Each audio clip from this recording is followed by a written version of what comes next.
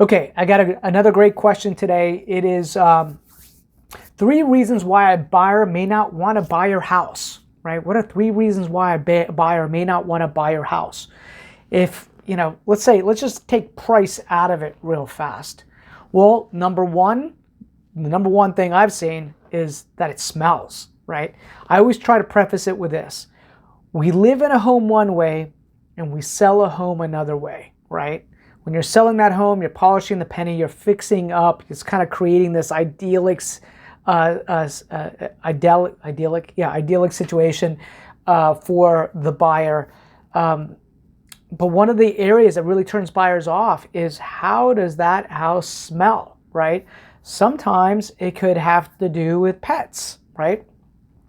I love my dog, right? My dog is awesome. But I'm going to go sell that house. I'm going to make sure that I've steam cleaned everything, the couches, the carpets. I've cleaned really well, and I make sure that there is no pet odor in the home. Cats, I'm not a cat person. My wife's a cat person. When we had cats, we don't have cats anymore. It was the worst. Like, they mark the house, and it's hard to get out. And I am all about, I love my dog. I love pets just in general, right? I'm not saying not to have pets. I'm not saying that at all. But a pet can cost you thousands, tens of thousands of dollars unless you deal with an odor that might be coming off of, old carpet where the cat's marked, or man, I remember I had this cat. She was 22 years old. She kept peeing in the vents, and the house smelled like pee. And when that cat passed away, everything improved. Everything improved, right? It was a sad day for my wife. I was a little sad. And I was happy that the house wasn't going to smell like cat anymore, right? If I'd gone to go sell that house the way it was at the time that we had her, it would have cost us tens of thousands of dollars. So make sure that you are fixing that issue if there's an issue. And sometimes we can go nose blind a little bit because we're just used to it ourselves. You need an objective third party that says, hey, it smells like pets in here, we need to neutralize this. And there's strategies to neutralize it, right?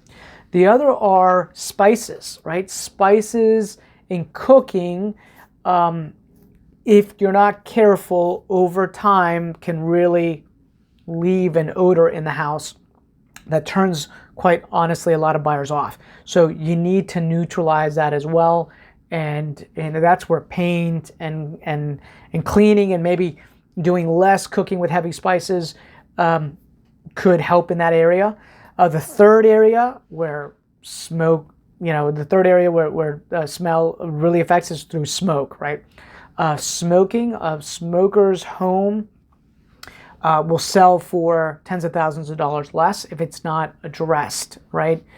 That means no smoking in the home during the listing once you fix the problem, because sometimes we fix the problem and then the seller continues to smoke in the house. And I'm like, you're literally robbing yourself of equity, right? Because you're not smoking outside the house. And so smell is a big component. Another one is light, right? Lighting, having the wrong lights in the home can affect the mood of the buyer, right? Let's say you walk in some of the older properties in the area, the only light that you have is if you plug in a light at the light switch and then you turn on the light switch because there's no overhead lights that are there. It makes the room dark and dreary. And so you need to add light, right? And create a mood of light, bright, and open. So proper lighting plays a really big piece in it.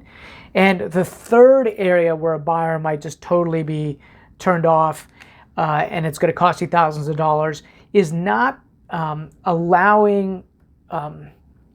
not being flexible with showings and making showings difficult, right? So what do I mean by that? We've had situations where the seller has made it very restrictive for the buyer to get access to the property to see it. There might be like a 2-hour window to see the house. It could be a 24 hours notice, and literally that's the kiss of death. Like, buyers want access now, and the market moves super fast, and they'll just go on to something else that's easier to see, right? Or let's say you do get access, and then the seller doesn't leave the house, which then causes a really awkward moment, right, for the buyers, because they can't really tour the home in privacy. And so those are some key areas that you want to make sure that you're not doing or that you're fixing when it comes to selling your home. Super important. As always, if you have questions, send me an email, text me, send me a message on Facebook or Instagram. Happy to answer your questions and give you some tips. So make it a great day. Bye-bye.